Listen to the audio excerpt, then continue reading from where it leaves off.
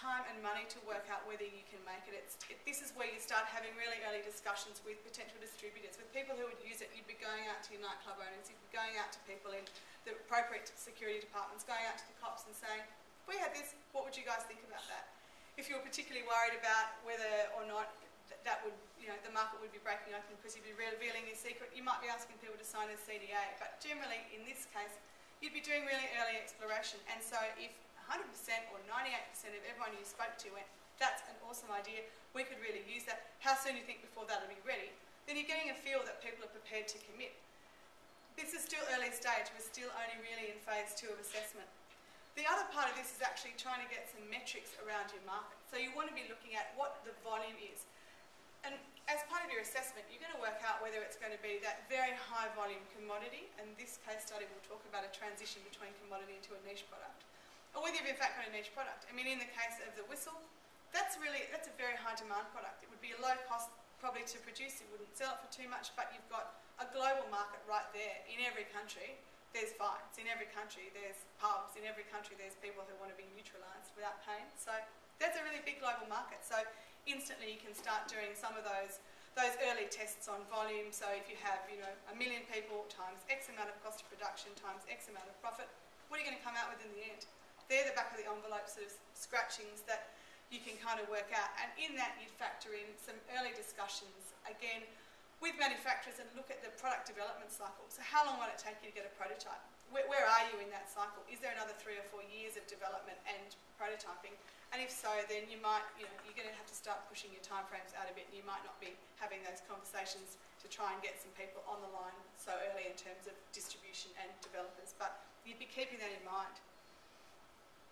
When you get through that gate, that's a fairly significant gate, and that's a gate where we would want to traditionally see a lot of fast fail. In the way that this is often characterised visually as a funnel, it really gives you that idea that at the top there's an enormous amount of activity. People are producing ideas all the time, lots and lots of them, and they're shoving them in. And so it's about narrowing it down and getting the perfect product out the end of it. So at the end of the assessment gate, this is where you might find that, yeah, it's a great idea, but no one's really interested. Someone else has done it. There's a patent that was done 2 years ago, so there's a market release coming, all of those things. But let's say it's all good still. So the next stage you move into is a real workhorse stage, and this is a really significant part of where, again, there's a lot of money involved at this stage of strategic development, but there's a very high risk that you're actually going to get to the end of that and find that there's failure there as well. So you've got a credible body of evidence to support the opportunity you think you've got. And now you start mapping your path to market. This is really strategic, and this is where you're doing all of the detailed work. This is where you might be employing consultants to come in. You might be starting to talk to your business manager. You'd be starting to really get some of those channels to market established, and where you'd start working on your brand and thinking about how your brand strategy will work, what your communication strategy is. You're writing a business plan. You're really mapping everything out on paper in great detail. As I said, this takes a lot of time. It can take an enormous amount of resources. But this is the roadmap for the next stage of your commercialisation. And once you get to this stage and you get to the end of it and you get through this gate, then you're very close to starting to really crack the market, because after that, your next stage is really when you're taking on a market entry. This strategic development is also a really important stage, because you're really starting to look at major investment, because you're really starting to think about your HR investment. People cost a lot of money, and people are a commitment, and taking them on is a whole barrel of expense, but you need those people to be able to take your product forward. In this early stage, you're starting to look around and think, who's going to help you take this to market? In most cases, in developing a product of some significance, you're going to need some kind of a management structure and a management team to take you, whether or not they're employees of your potential company structure or whether or not they're consultants. They still have to be assembled, and you still have to start paying them. So this, again, it's an expensive part of the project, and it's one where there can be a failure at the end of it. Step 4, which I've had as protection, is really often done simultaneously with strategic development, but most people would think about protection from the beginning, because you're going to be looking to see who's in the market, and in that time you're going to be developing a strategy. With something like the whistle or the nanoglass discussion, that's something where the protection probably would have been engaged fairly early on, because it's an actual technical design-based development that you want to think you're going to protect. So you would be, if you knew that there were other active patents in the market, you'd really be questioning whether or not you would want to go through that process yourself and the expense of it, because ultimately you may find that you've got almost an identical competitor. However, if that wasn't the case, you would have either registered your trademark, you'd have your patent process, and you would have it lodged in the jurisdictions you wanted to be in.